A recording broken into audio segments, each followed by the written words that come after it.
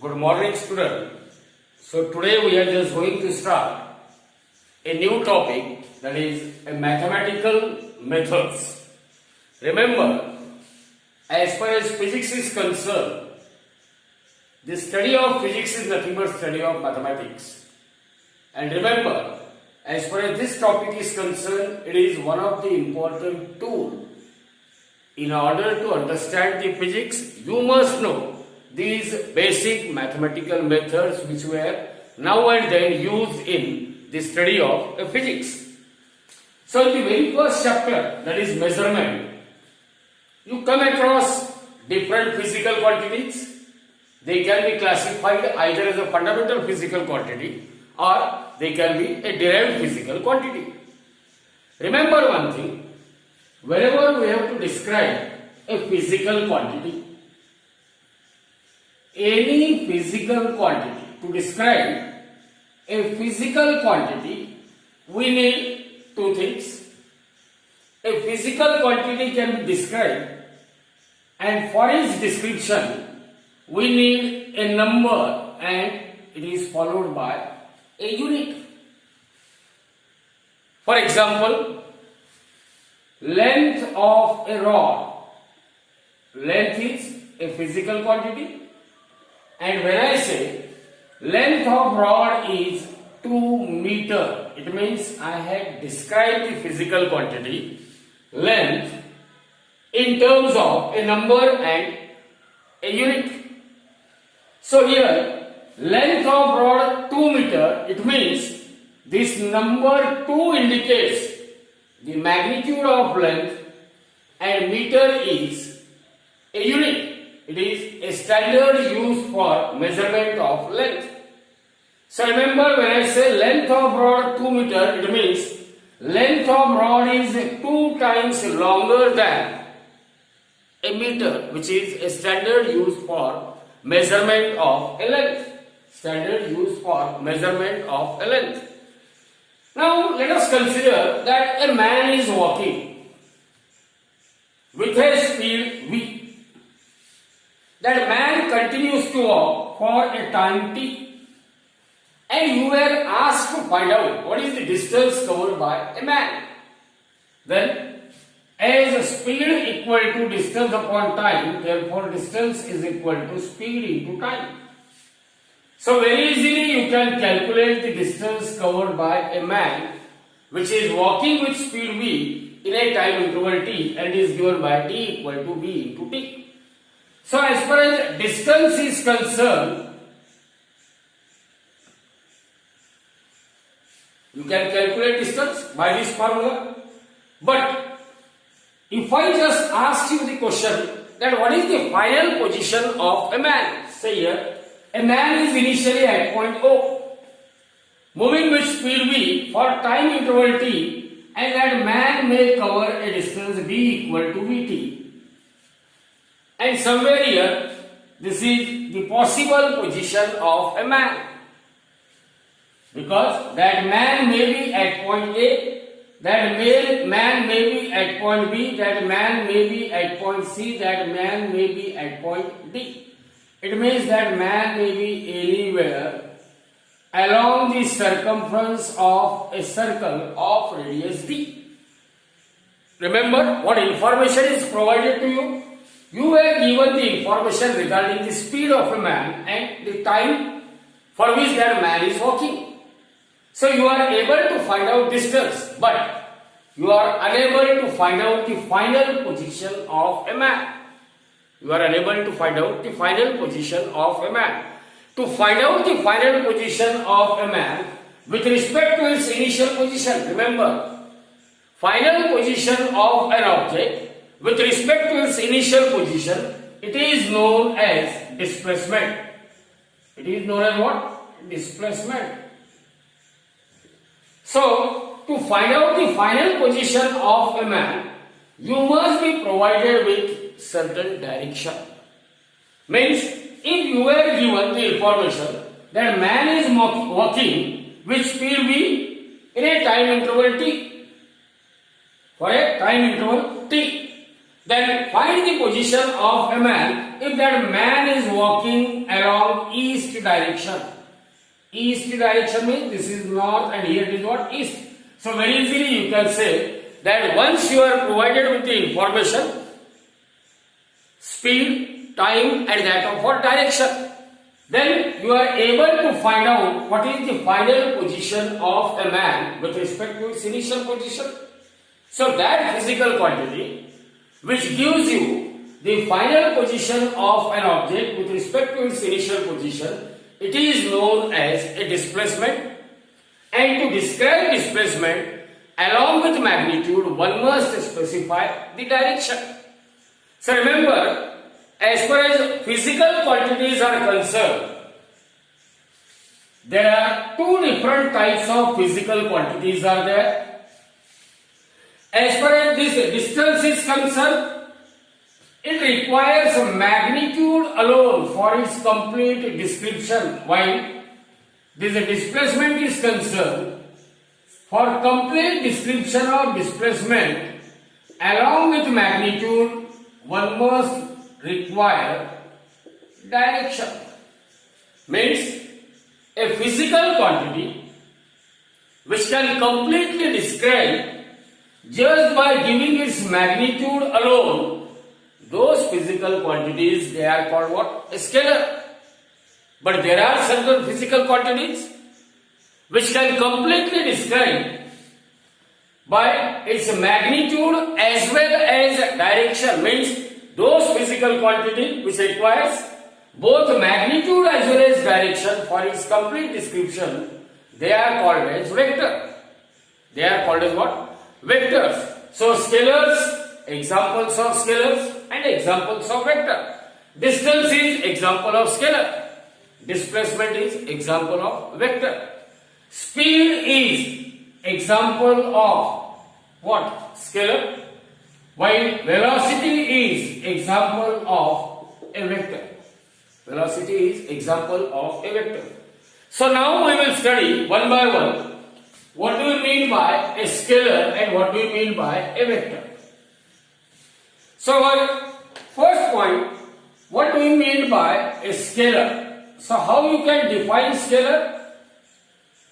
A physical quantity which can be described by its magnitude alone is called a scalar.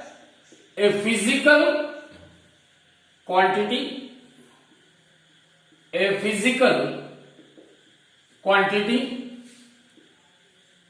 which can be described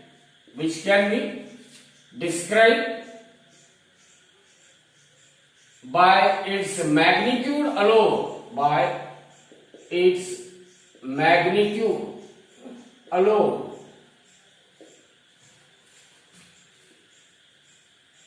is called scalar.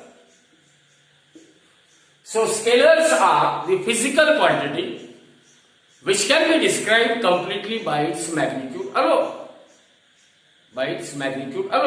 So while describing a scalar, again you need only two things. You need a number and a unit. Just now we have seen length is that physical quantity which requires magnitude alone for its complete description. So length is a scalar quantity. Suppose the length of rod is 2 meters. Means you have described the scalar by a number and a unit. This number gives you the magnitude of a scalar, while this unit will give, or while this m meter, it gives you the unit. Now what is unit? In the first chapter you have seen unit is a standard used for measurement of that particular physical quantity. For example, to measure length we use a standard unit, that is meter. To measure mass, kilogram is a standard unit used for measurement of what? Mass. So different physical quantities, they are having what? Different unit. So scalar can be completely described by a number followed by a unit. length of rod is 2 meter, it means we had a complete information regarding length of rod, that given rod is 2 times longer than a meter, which is a standard used for measurement of a length. Standard used for measurement of a length. Now regarding the scalar, remember one thing, that as far as scalars are concerned, they can be added or subtracted just by using the rules of algebra. Means 3 kg of sugar plus 2 kg of sugar, total 5 kilogram of sugar. Or 3 kg sugar minus 2 kg sugar is equal to 1 kg sugar. So remember, addition or subtraction of two scalars which are representing the same physical quantity can take place as per the rules in numerical algebra. As per rules in numerical algebra. In short, you can say the mathematical operation, addition or subtraction, it is similar to that of numerical addition or subtraction as far as scalar is concerned. As far as what? Scalar is concerned. Now, we will see what is vector. So, just like a scalar, what is scalar?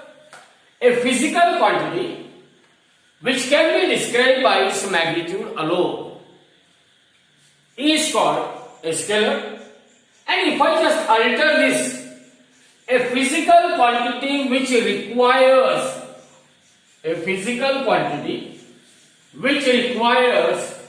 both magnitude as well as direction. A physical quantity which requires both magnitude as well as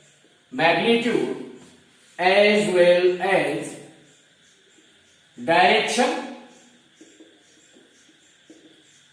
for its complete description,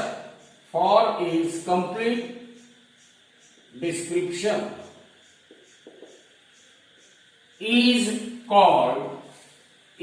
called as vector. Is called as what? Vector. So what do you mean by vector? Vectors are those physical quantities which requires both magnitude as well as direction for its complete description. They are called vectors. Examples of vectors. What are the examples of vector? Velocity is a vector quantity. Acceleration, it is a vector quantity. Displacement, it is a vector quantity. Momentum, it is a vector quantity. So, velocity, displacement, acceleration, momentum, torque, these are all vector quantities because these physical quantity, they requires both magnitude as well as direction for their complete description. Hence they are called a vector. A vector. Remember, vector can be represented on a graph paper by means of certain symbol. So, vectors can be represented on a graph by means of a symbol called as an arrow. So, arrow is used to represent a vector on a graph paper. Remember also, length of that arrow is directly proportional to magnitude of a vector. Length of arrow is directly proportional to what? Magnitude of a vector. And direction of arrow is the same as that of direction of given vector. It means what? Suppose we are having a graph paper, and if I say that a particle is moving from point P to point Q, it means P is the initial position and Q is the final position, then arrow PQ will represent displacement of a particle. Arrow PQ, it will represent displacement of a particle. Arrow PQ represent displacement of a particle. So what I told you, that initially a particle is at point P. If it undergoes a displacement from P to Q, then this arrow PQ, it represents displacement of particle. Remember, displacement of particle is a vector, and vectors are represented by a single variable. S is a variable used to represent displacement. So vectors are represented by a single variable, single alphabet with arrow over its head or bar over its head.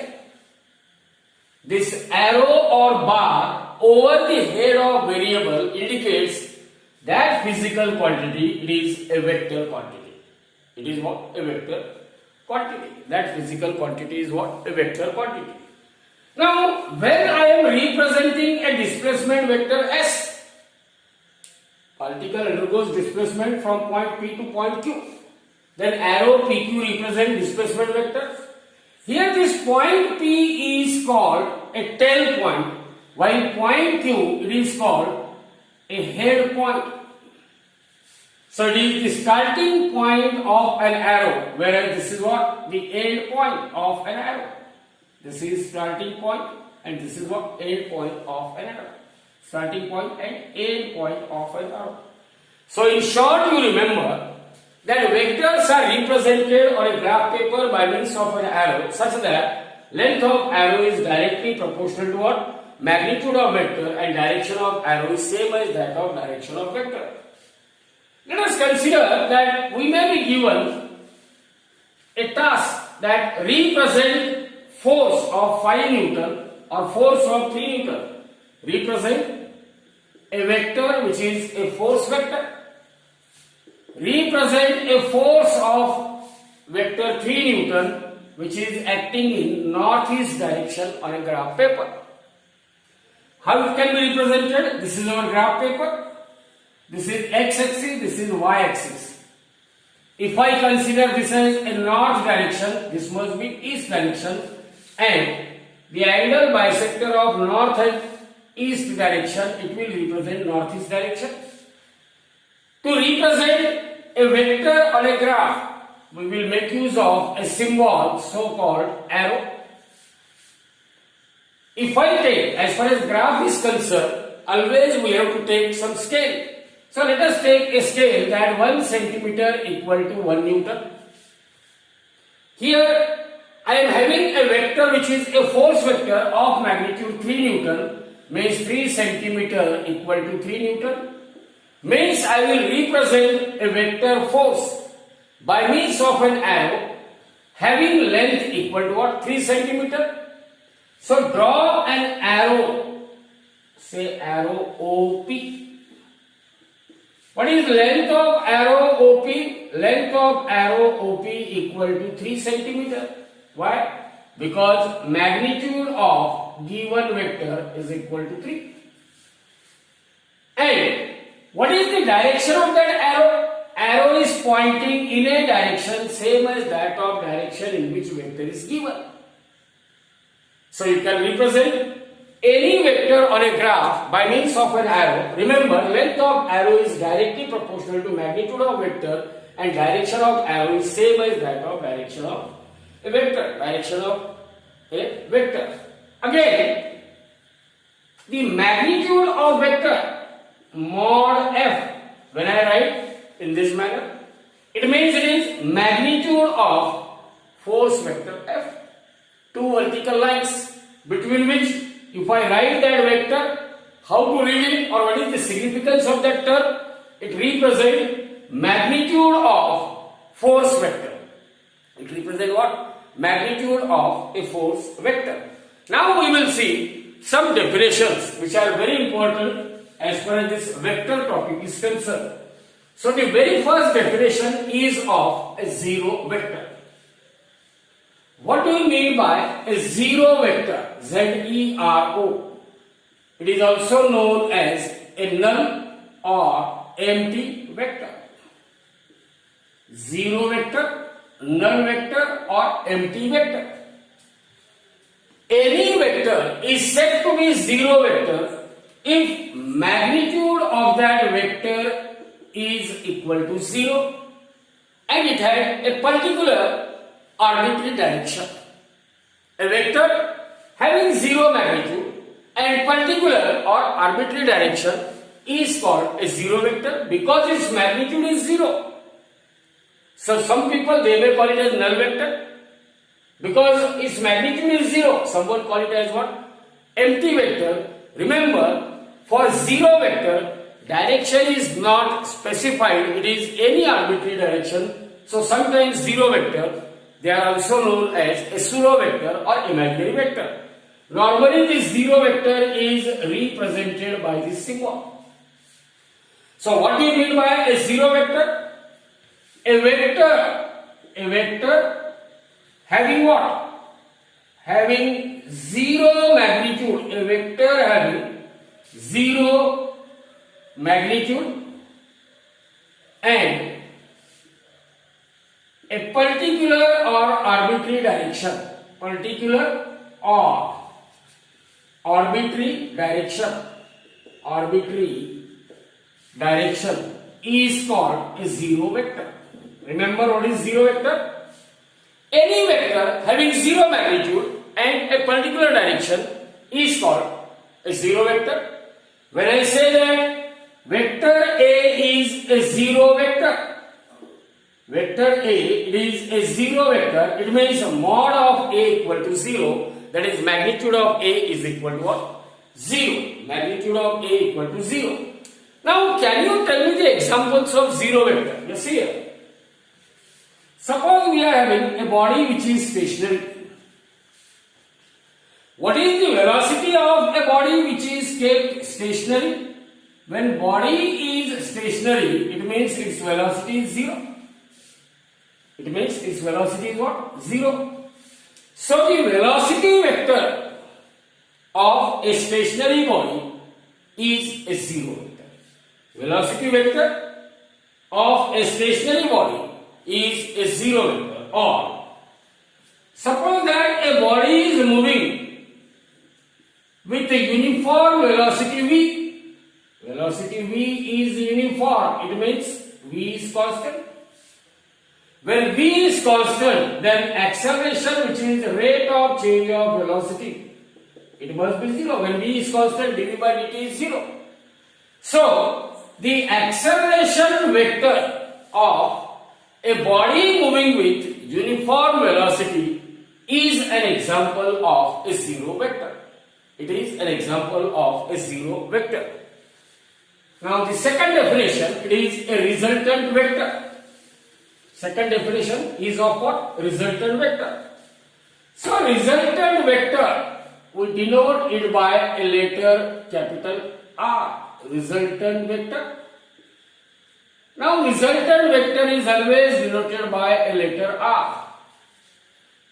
A resultant of two or more than two vector is that single vector whose effect is same as that of combined effect of two or more than two vector. See what I am saying? A resultant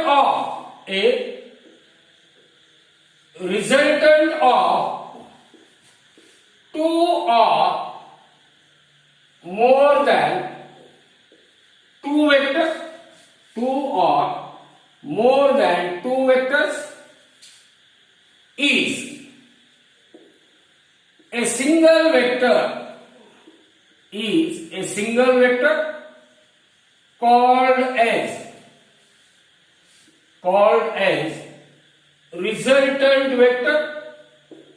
as resultant vector, whose effect is same as that of combined effect effect of two or more than two vector. So what I am saying? Resultant vector. The resultant of two or more than two vector is a single vector called as resultant vector, whose effect is same as that of effect of two or more than two vector. Such vector is called a resultant vector.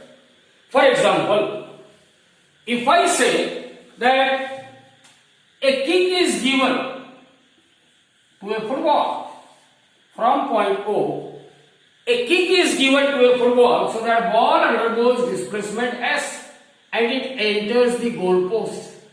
It means, what is the effect of that kick? Effect of this displacement is conversion of kick into goal. Now, one may have a pass, means ball may undergo a displacement S1, and from here a kick is given so that ball undergoes a displacement S2. Now see here, the effect of S is same as that of combined effect of S1 and S2. So S is resultant of these two vectors, whose effect is same as that of combined effect of S1 and S2. So we can say mathematically, vector S equal to vector S1 plus vector S2. Here S is called as a resultant vector, or it is the resultant of S1 and S2, because here the effect of single displacement vector is same as that of effect of what? Two displacement vector.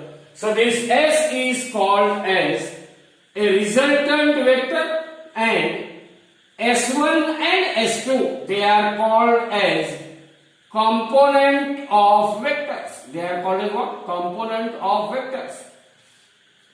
So the idea regarding resultant is clear, that whenever the combined effect of two or more than two vector is same as that of effect of single vector, then that single vector is called resultant vector. But what do you mean by component? Whenever you express single vector as a sum of two or more than two vector, then those two or more than two vector whose combined effect is same as that of effect of single vector, those two or more than two vector, they are called what? Components of a vector. Here S1, S2, their combined effect is same as that of S. So S1 and S2, they are called what? Component of vector. If I had a situation, ball undergoes displacement S1, then S2, and here there is S3. So is effect of S and S1, S2, S3 are same? No. When ball undergoes free displacement, there is no conversion into goal. Whereas the effect of single displacement is what? Kick is converted into goal. So in this case, you cannot say that S equal to S1 plus S2 plus S3. In other words, you can say, if the combined effect of S1, S2, S3 is not same as that of effect of S, then S1, S2, S3, they are not the component of a vector. They are not the component of a vector. Now, few more definitions. Negative vectors. So, up to 10th standard, you know that when 5 is added with minus 5, your result is 0. 5 when added with minus 5. What is the resultant of addition of a number and its negative number? It always gives us 0. So, suppose we are having, so here negative vectors. Negative vector. Suppose we are having two vectors. We know that vectors are represented by means of an arrow. Let this first vector is vector A, represented by this arrow. Second vector is vector B, represented by this arrow. Now look at this. The length of arrow, these two arrows, is same. Whenever vectors are represented by arrow, length of arrow gives you what? Magnitude of vector. and here we are having the two vectors. These two vectors, they must represent the same physical quantities. Same physical quantities. Means what? If A is displacement vector, B is also displacement vector. It should never happen that A is displacement vector, B is force vector, then there is no relationship between them. So whenever two vectors representing same physical quantity, what is the first condition? When two vectors representing same physical quantity,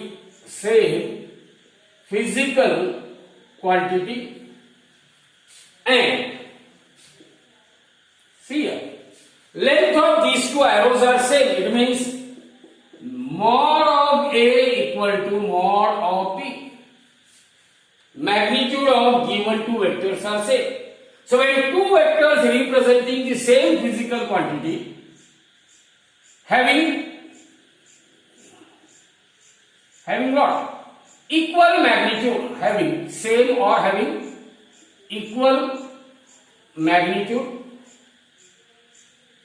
but see here, vector A is pointing upward, B is pointing downward, but opposite in direction, then they are called as negative vectors of each other.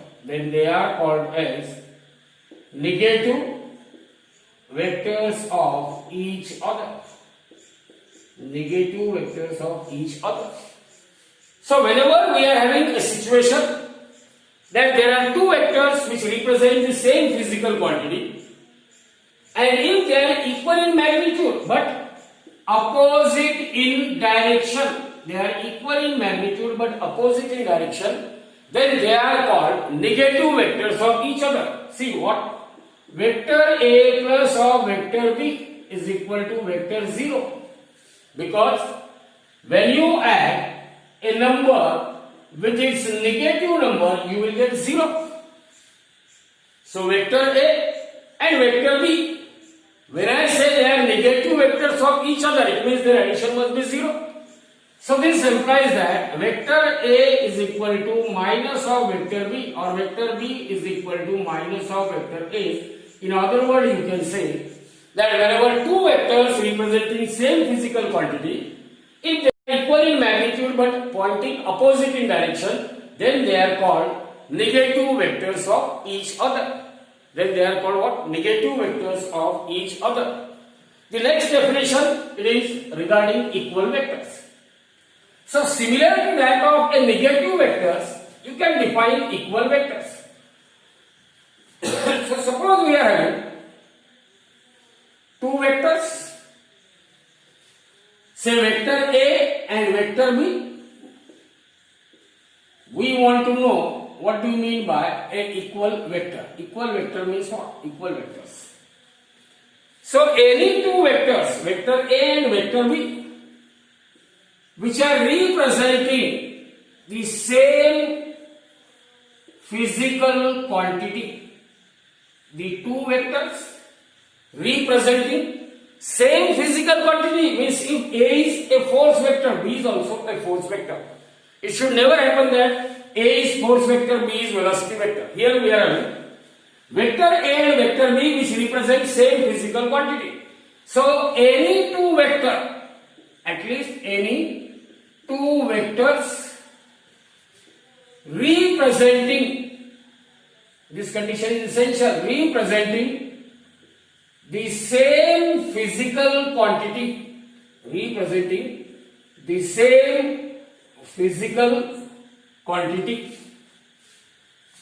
Again see here, length of arrow is same, and length of arrow is same means magnitude of two vectors are same, and if they are equal in magnitude, if they are equal in magnitude as well as pointing in what? Same direction. See, both of them, they are pointing in same direction. They are equal in magnitude as well as what? Pointing in same direction. Pointing in same direction, then they are called equal vectors. So for any two vectors to be equal vectors, first, they must represent same physical quantity. Second, they must be equal in magnitude. And third, they must point in same direction. So remember, you can generalize it for n vectors. Any n number of vectors which are representing the same physical quantity, if they are equal in magnitude and pointing in same direction, then they are all called equal vectors. Then they are all called equal vectors. Now the next one is a position vector. Now from the name itself, position vector, generally a position vector throughout your 4 or 5 years of your 11th, 12th and engineering, you always come across position vector. So position vector is normally denoted by a letter small r with a bar or arrow over its head. So a vector which describes the position of a particle at a point from the origin of the selected coordinate axis. काहीच समजलं नाही. A position vector is what? A vector which describes, which gives the position of particle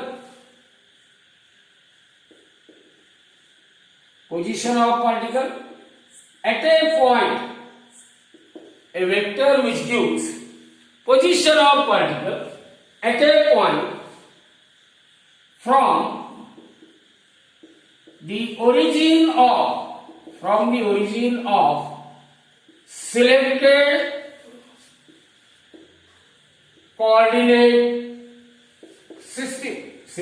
coordinate system means what? Suppose we are having two-dimensional coordinate system. This is x-axis, this is y-axis, and O is the origin of two-dimensional coordinate system. Let particle is present at point P. What is the position of particle in two-dimensional coordinate system? Particle is at point P. So we want to describe the position of particle. For that purpose, I will draw a vector r. This r will gives you the position of particle P. So arrow OP is equal to arrow r. So position vector is that vector which describes the position of particle at a point from the origin of selected coordinate system. Means you may have three-dimensional coordinate system x, y, z, and you may describe the position of particle with the help of a position vector. And the last one, but very important, that is a unit vector. From the name itself, just like zero vector, here we are having unit vector. Normally unit vector is represented by u cap instead of bar or head, bar or arrow over the head of a variable. We use here a symbol that is known as cap. So how to read it? Unit vector u cap. A vector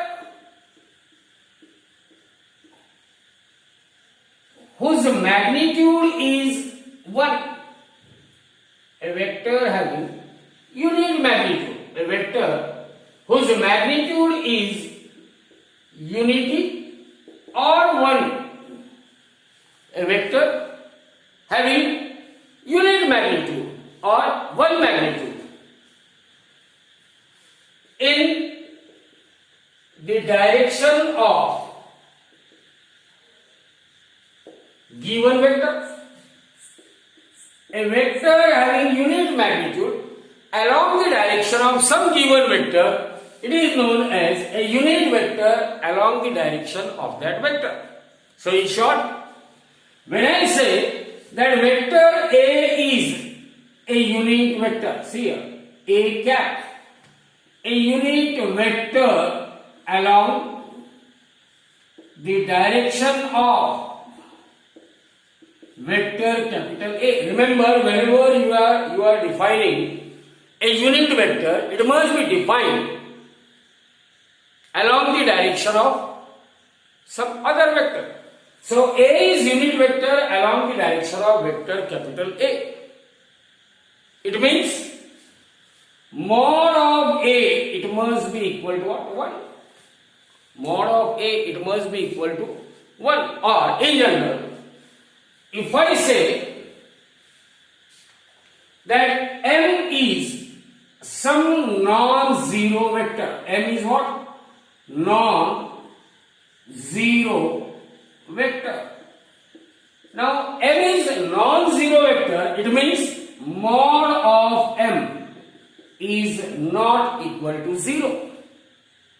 Then UM cap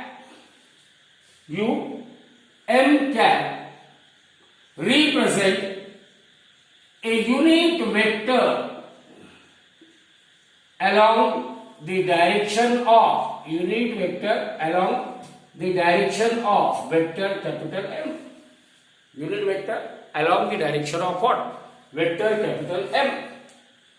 Remember, there is a relationship between unit vector along the direction of some vector and its magnitude.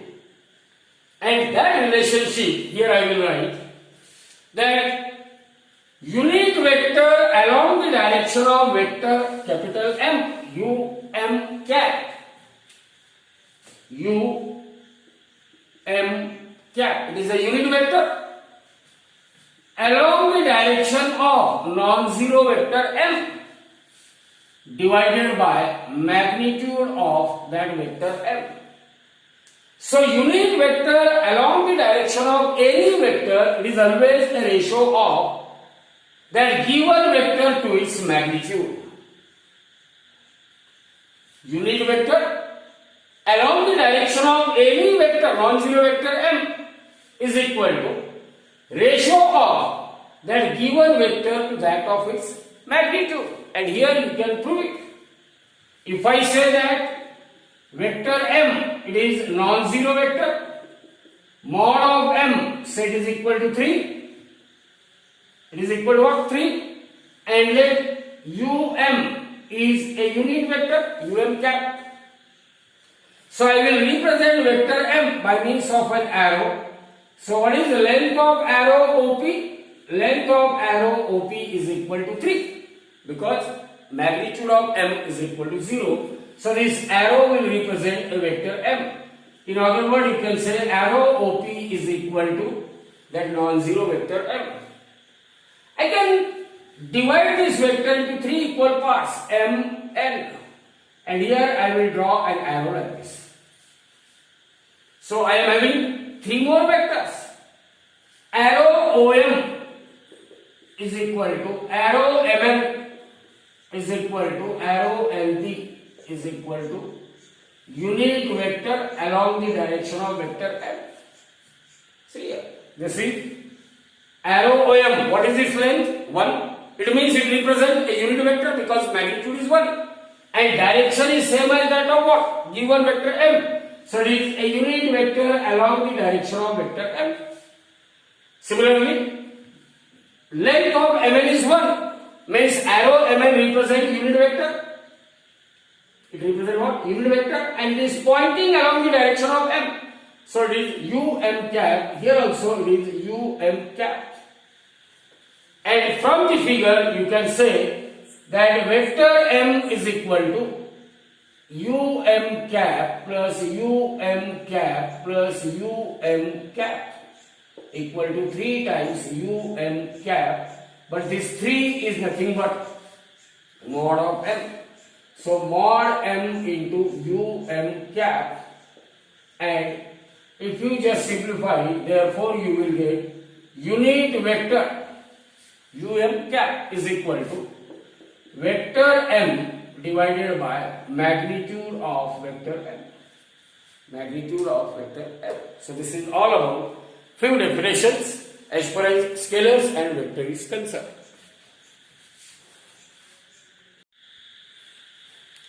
So a unit vector along the direction of any vector is a ratio of that vector to its magnitude.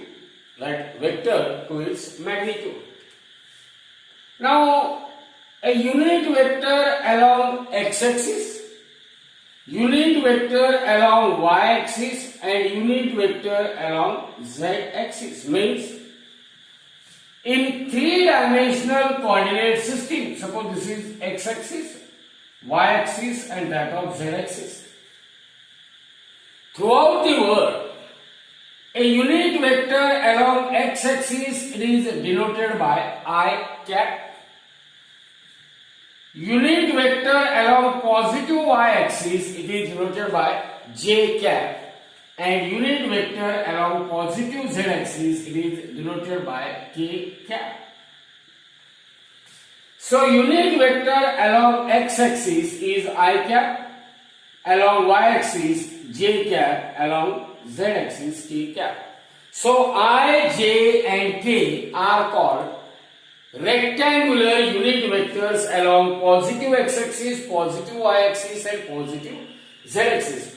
Now why these unit vectors they are called rectangular unit vectors? See here. Angle between x and y-axis 90, y and z 90, z and x 90 means they are forming a rectangle. They are forming a rectangle. So as the angle between I and j and k and I is 90 degree, so they are called as a rectangular unit vectors. If I is a unit vector along positive x-axis, then minus I cap is a unit vector along negative x-axis. Minus j cap is a unit vector along minus y-axis. And minus k cap is a unit vector along minus z axis. Minus z axis. So remember, as far as unit vector I is concerned, what I can write? Just like here, unit vector is equal to given vector divided by its magnitude. Divided by its magnitude. So any or a unit vector along x-axis I is equal to, can I write this as vector x upon mod of x? Unit vector j is equal to vector y upon mod of y, and unit vector k is equal to vector z upon mod of z. Here vector x is a vector along x-axis divided by mod x means its magnitude. So x, y and z are the vectors along x-axis, y-axis and that of z-axis. Positive x-axis, positive y-axis and positive z-axis. While mod of x, mod of y and mod of z are the magnitudes of vector x, vector y and vector z respectively. So as per this general formula, unit vector equal to given vector, unit vector along the direction of given vector is equal to ratio of given vector to that of its magnitude. Applying this formula, here I can write unit vector along x-axis, that is I cap, equal to x bar upon mod of x, j cap is equal to y bar upon mod of y. K cap is equal to z bar upon mod of z. So by using these basic definition, we may just see how to add two or more than two vectors, how to subtract two or more than two vectors, and also we will discuss whether the addition of vector is commutative, whether the addition of vectors are associative or not. So that we will discuss in our next period.